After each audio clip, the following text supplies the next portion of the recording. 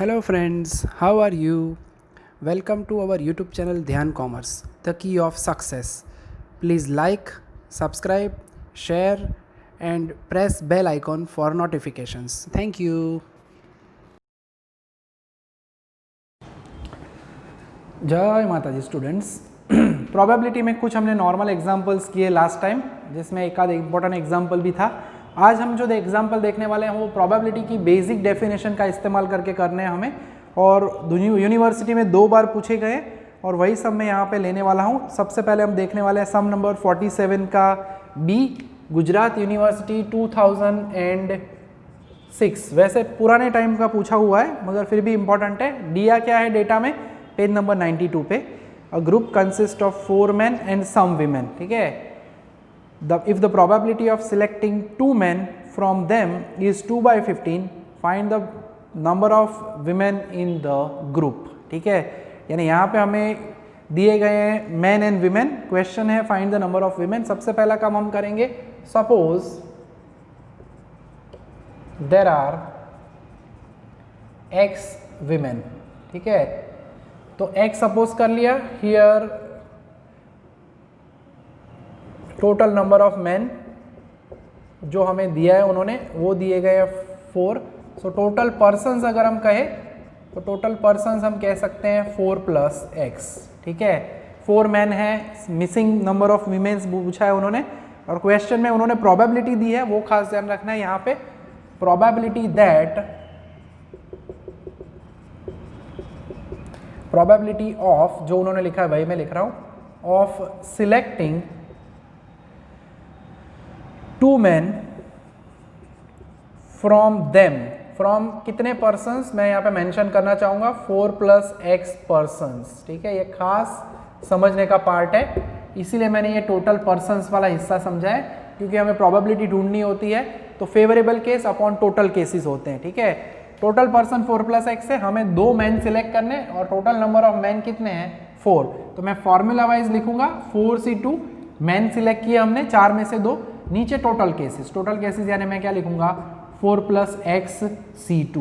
तो ये जो अगर पार्ट है, अगर ये कॉन्सेप्चुअल पार्ट अगर आपको समझ में आ जाए तो इसमें कोई भी सम वो बना के पूछ सकते हैं, कोई प्रॉब्लम आपको होगा नहीं। ठीक है, अब आगे का पार्ट एकदम नॉर्मल है। 15 को मैं इधर लेके आता हूँ और 4 + x C2 के मैं उधर ले जाता हूँ। ठीक है, तो 15 × 4C2 तो नॉर्मल है, इट इज 6 × 2, और इसका क्या होगा 4 + x, और इसमें से एक माइनस करेंगे तो वो होगा 3 + x डिवाइडेड बाय क्या होगा 2 × 1।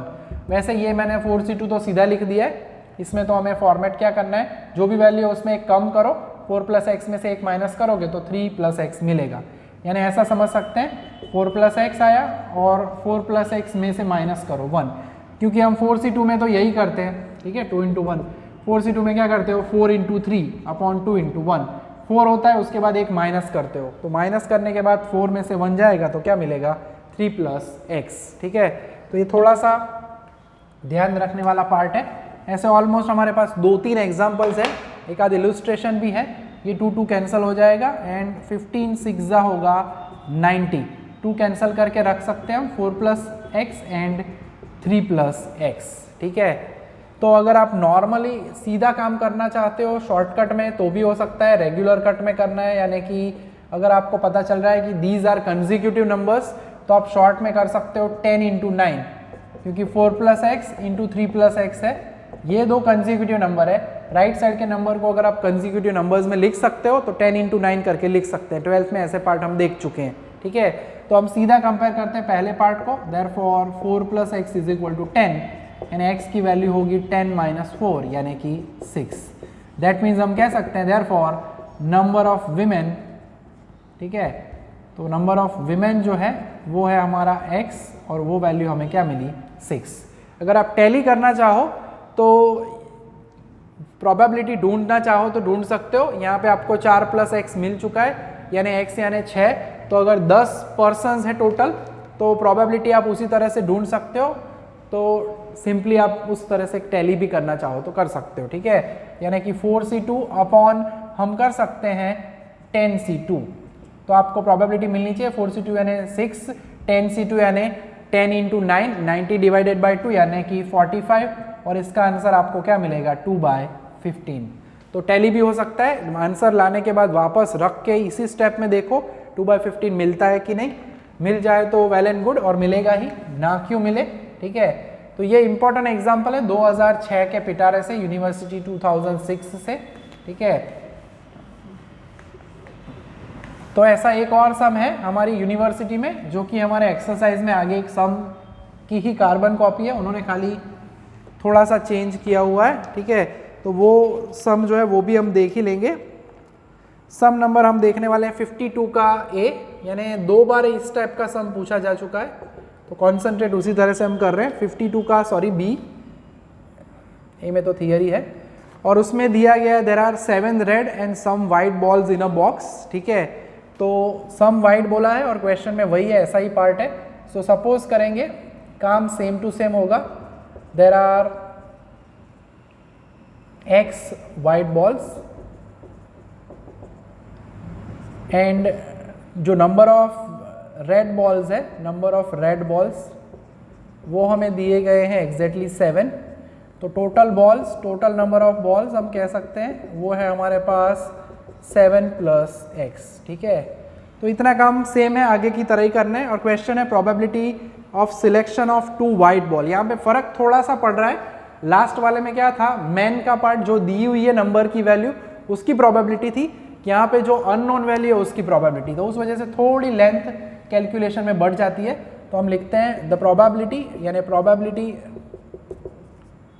ऑफ सिलेक्टिंग या selection of 2 white ball out of, हम लिख रहे हैं क्लियरली 7 + x बॉल्स। ये आपको समझ में आया इसलिए है, और वो आंसर दिया गया 1/15। कॉन्सेप्ट उसी तरह से करना है जिस तरह से आगे किया।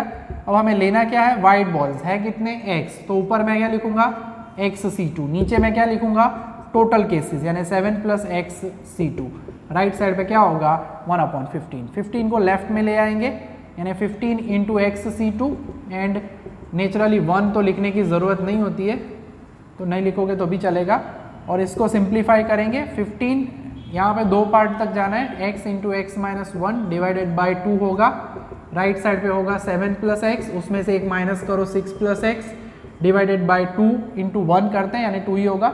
दोनों साइड से 2 आप सीधा कैंसिल कर सकते हो, यानी बचा क्या 15x and x - 1, right side पे बचा 7 + x एंड 6 + x। लास्ट में तो क्या था, एक साइड यहाँ पे नंबर मिल गया था, तो हमने वो कंसेक्यूटिव नंबर वाला कॉन्सेप्ट 10 × 9 यूज़ किया। यहाँ पे नंबर नहीं है तो सिंप्लीफाई करना पड़ेगा, सादुरूपापीशु अवयवपाड़ीशु, ओके।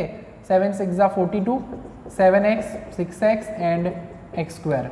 એક્સપાન્શન આપતા તો બધાને આવડે જ છે, કે और सिंपल सा काम है। तो ये x² है प्लस 7 + 6 हम कह सकते हैं यानी 13x एंड 42। अब इन तीनों को उठा के लेफ्ट साइड ले जाएंगे हम, तो 15x² - 15x - x² - 13x - 42 = 0। 15 - 1 यानी उसे हम लिखेंगे 14x², 15 एंड 13 यानी इट इज़ 28x - 42 = 0। फैक्टराइजेशन करना पड़ेगा अवयव पाड़ापड़ से, मगर अगर देखते हो तो आपको पता चल रहा है 14 कॉमन है तो काम आसान, 14 × 2 एंड 14 × 3 = 0। सो x² - 2x - 3 = 0 मिलेगा। फैक्टराइजेशन करना है, 3 का फैक्टराइजेशन करो यानी 3 × 1 = 3। अब आपको यहाँ पे -2 लाना है यानी साइन में यहाँ पे माइनस रखूंगा पीछे प्लस।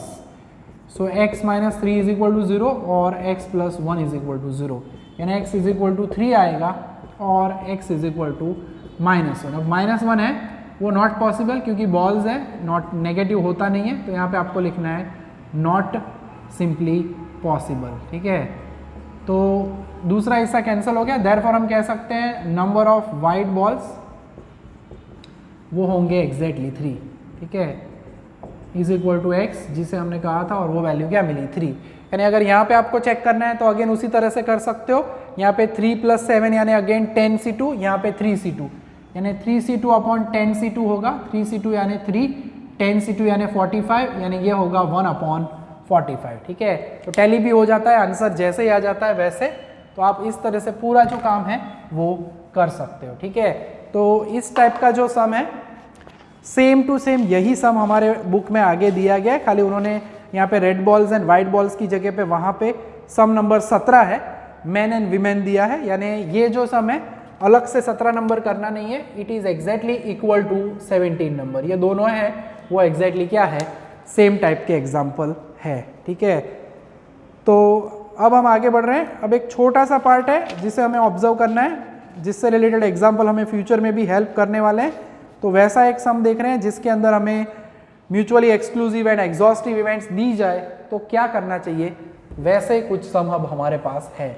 जो सेक्शन अब हम देखने वाले हैं, बैक टू बैक सभी लेक्चर्स है, वो एग्जाम में पूछे गए हो वैसे यूनिवर्सिटी के ही सम हम इंक्लूड कर रहे हैं, तो आपको वैसे कोई कष्ट करने की या घबराने की ज़रूरत नहीं है। प्रोबेबिलिटी में लास्ट लेक्चर था वो थोड़ा सा कैजुअल नॉर्मल था, ज़्यादा एग्जाम्पल्स वो यूनिवर्सिटी में नहीं पूछे गए, मगर वो बेस के लिए ज़रूरी है क्योंकि आगे कैलकुलेशन करनी है, तो वो आपको हेल्प करेंगे प्रोबेबिलिटी ढूंढने के लिए। ठीक है, तो अब जो हमारे पास सम की पूरी सीरीज़ है, यस सीरीज ऑफ सम्स, वो 37 नंबर से लेके बहुत सारे सम्स पूछे जा चुके हैं, सेम टू सेम है कई जगह पे, तो वो हम पहले करने वाले हैं। Sum number 37 most very most IMP की कैटेगरी में हम इसे इंक्लूड करेंगे। ठीक है, तो सबसे पहले अगर आप ऑब्जर्व करते हो यहाँ पे, तो उन्होंने लिख के दिया हुआ है A B and C are mutually exclusive and exhaustive event. ठीक है, तो वो मेंशन कर रहा हूँ, here it is given that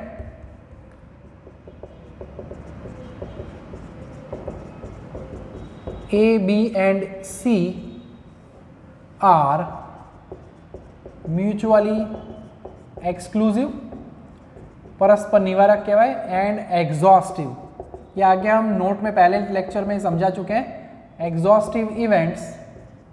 therefore हमें पता है that P of A plus P of B plus P of C is always 1, probability of A plus B plus C is always 1, ये कंडीशन है, इसका हम इस्तेमाल करेंगे अभी थोड़ी देर में। ठीक है, अब उन्होंने हमें कुछ और हिस्सा भी दिया है, एंड उन्होंने दिया हुआ है P of 2 times P of A, here 2 times P of A is equal to 3 times P of B is equal to 4 times probability of event C, ये दिया हुआ है।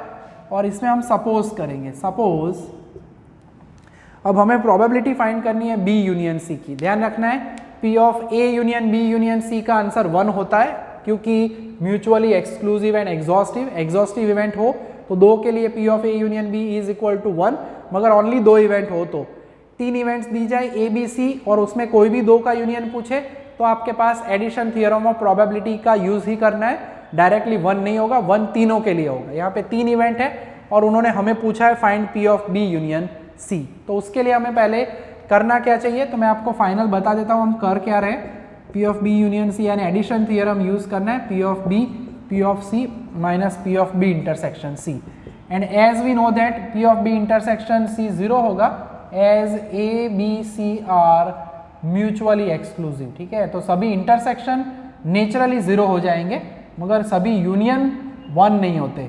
ठीक है, तो यूनियन खाली कौन सा 1 होगा, तीनों का यूनियन। કે એક્ઝોસ્ટિવનો મતલબ થાય બધી જ ઇવેન્ટનું યુનિયન કરો, તમને sample space I mean universal set U या S મળે કે तो जो मैं कहना चाहता हूँ वो ये है, A union B union C ही आपको S मिल सकता है 3 इवेंट के लिए, तब तीनों का ही खाली प्रोबेबिलिटी होगा P ऑफ सैंपल स्पेस या 1।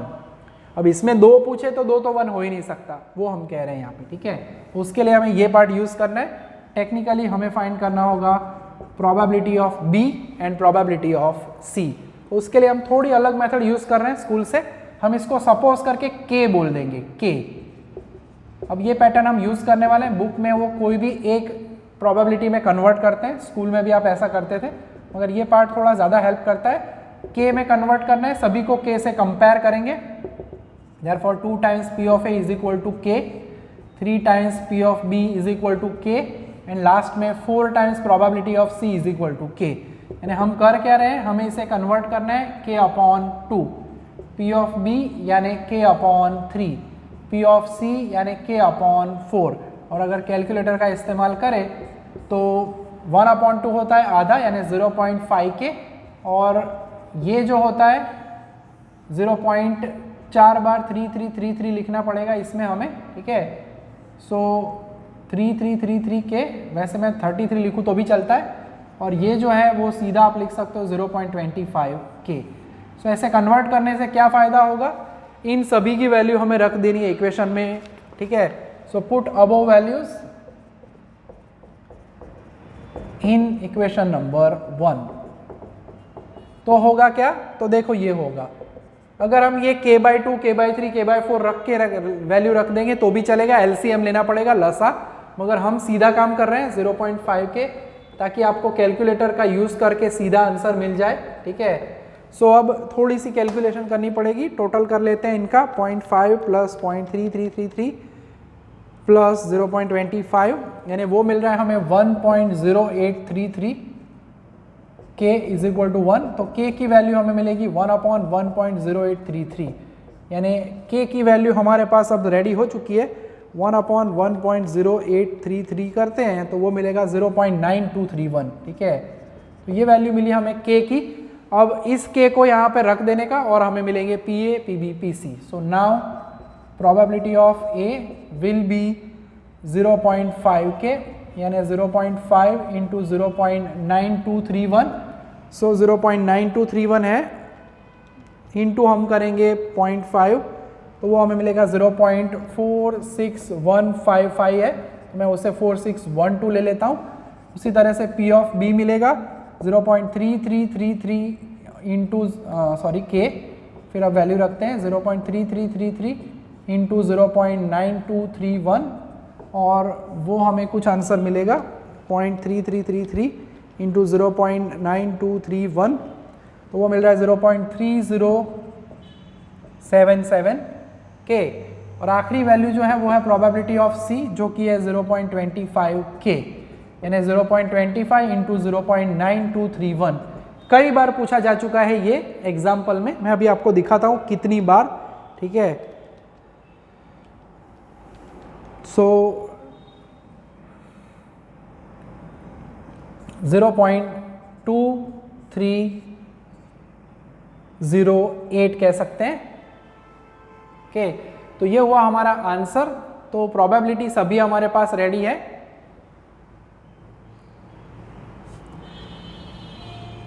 और अब हमें यहाँ पे वैल्यू रख देनी है P of B and P of C से रिलेटेड, ठीक है। सो एक सेकेंड चेक कर लेते हैं हम।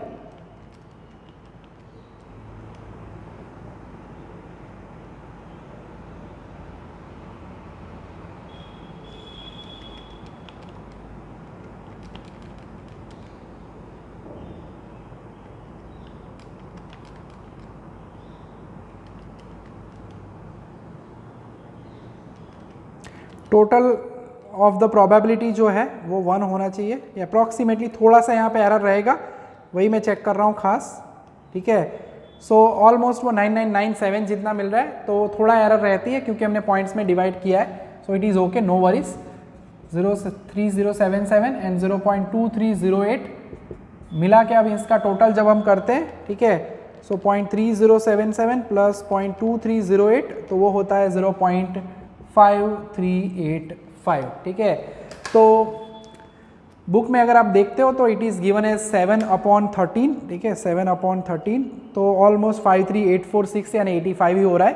तो थोड़ा सा यहाँ पे मैंने कहा ना, वैसे आपको ये ध्यान रखना पड़ेगा, या फिर आप ऐसा कर सकते हो कि लास्ट वैल्यू जो है P ऑफ C वो आप सीधा 1 माइनस करके कर सकते हो, बट इट इज़ ओके, चलेगा इस तरह से करते हो तो।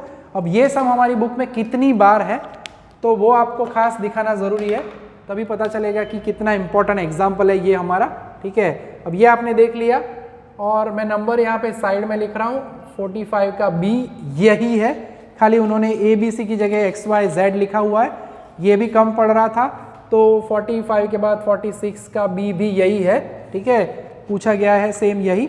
और इसके जैसा सम यूज़ करेंगे फ्यूचर में हम, वो है 49 का C, फिलहाल अभी छोड़ते हैं उसे। पीछे अगर जाते हो तो आपको ऐसा सम एक और बार देखने को मिलेगा, बताता हूँ मैं कहाँ पे है,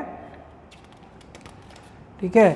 तो यूनिवर्सिटी की पैटर्न में कई बार इस टाइप के सम पूछे जा चुके हैं। 56 का E भी है यही, 56 के E में उन्होंने खाली क्या किया है, यहाँ पे जो B यूनियन C पूछा है वैसे A यूनियन B पूछे, ए यूनियन सी पूछे फर्क ज़्यादा नहीं पड़ेगा, यहाँ तक का पार्ट कॉमन रहेगा, बाकी सेम टू सेम रहेगा। ठीक है, तो होमवर्क में अगर मैं कहूँ मैं तो ये 56 का सी मैं आपको होमवर्क में ज़रूर दूंगा।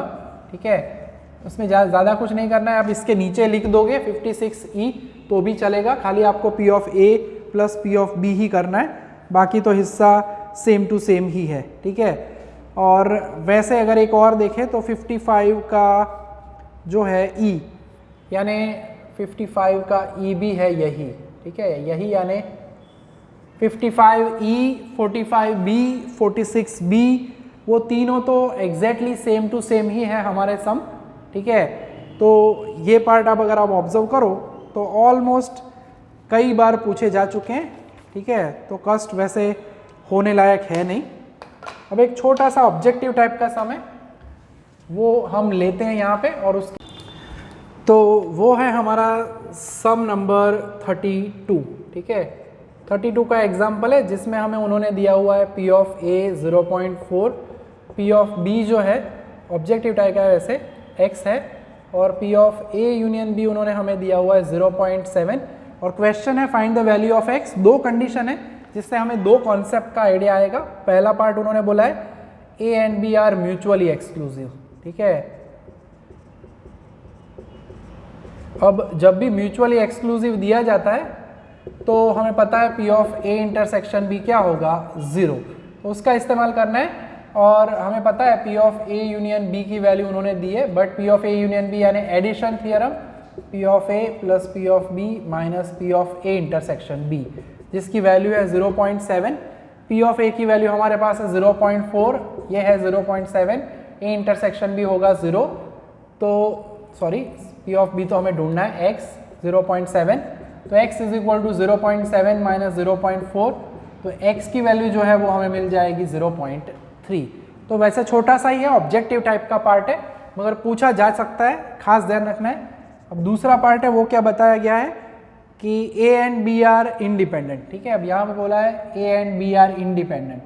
अब इंडिपेंडेंट हो तो क्या करना चाहिए, आपको पता ही है इंडिपेंडेंट का मीनिंग होता है P of A intersection B। इन दोनों में खास कंफ्यूजन होता है स्टूडेंट्स को, म्यूचुअली एक्सक्लूसिव यानी दो इवेंट एक साथ नहीं हो सकती, इंटरसेक्शन फाई यानी कॉइन टॉस करो तो हेड एंड टेल एक टाइम पे एक ही कॉइन पे नहीं मिल सकते, या तो हेड मिलेगा या तो tails, that is mutually exclusive event. ठीक है, इंडिपेंडेंट में दो इवेंट्स एक साथ कनेक्टेड नहीं होती, कॉइन का टॉस करना एंड डाई का फेंकना, पासो उछाड़ो ना कॉइन उछाड़ो, तो हेड मिले अगर कॉइन पे तो ज़रूरी नहीं है कि डाई के ऊपर इवन नंबर मिले ऑड नंबर मिले, दोनों कुछ भी मिल सकते हैं, therefore they are independent events. तो हमें लिखना चाहिए P of A into P of B। तो अब वही प्रोसेस करनी है जो अभी हमने किया, मगर थोड़ा सा कहानी में ट्विस्ट, एडिशन थियरम ही यूज़ करेंगे, P of A plus P of B minus P of A intersection B, मगर अब जो है वो P A P B को हम अलग करेंगे पहले और वैल्यू रख के थोड़ा सिंप्लीफिकेशन होगा। P of A into P of B जो अभी हमने कहा है इसकी वैल्यू 0.7 है, एंड P ऑफ A की वैल्यू 0.4 प्लस x इंटू यहाँ पे 0.4 इंटू एक्स हो जाएगा। ठीक है, वैसे इंटू नहीं करते तो चलता है, 0.4x इज इक्वल टू 0.7। अब 0.4 को मैं उधर शिफ्ट कर देता हूँ, x minus 0.4x is equal to 0.7 minus 0.4, यानी ये 1 माइनस 0.4 यानी कि 0.6x होगा और वहाँ पे होगा 0.3, तो x की वैल्यू आपको मिलेगी 0.3 डिवाइडेड बाय 0.6 यानी 1/2, और इसका आंसर क्या मिलेगा 0.5। ठीक है, तो एक बहुत ही छोटा सा प्यारा सा एग्जाम्पल हमने ये ऑब्जर्व किया यहाँ पे। ठीक है, तो काम काज जो है वो ऑलमोस्ट सिंपल है। होमवर्क के लिए अगर हम बात करें तो एक सम तो हम दे ही चुके हैं, वैसा एक इलुस्ट्रेशन है हमारे पास, वो खास आपको करना है, इलुस्ट्रेशन नंबर 28, जो अभी हमने आगे जो बॉल्स वाला सम किया वैसा ही सम है, इलुस्ट्रेशन नंबर 28, और उसके आगे देखते हो तो इलुस्ट्रेशन नंबर 27, यानी मिला के अगर कहे तो हमारे पास दो इलुस्ट्रेशन यहाँ पे रहने वाले हैं। आप करोगे इलुस्ट्रेशन नंबर 27 एंड 28। ठीक है, तो बहुत ही इंपॉर्टेंट सेक्शन आज का हमने ऑब्जर्व किया है। नेक्स्ट लेक्चर से हमें और मज़ा आने वाला है, क्योंकि अब जो हम देखने वाले हैं उसके अंदर आएगा हमारा कंडीशनल प्रोबेबिलिटी, शर्ती संभावना, एंड उससे रिलेटेड एग्जाम्पल एक सम तो 100% होता ही है। ठीक है, तो आज के लेक्चर में हम यहाँ तक का काम रखने वाले हैं। जय माता जी, थैंक यू।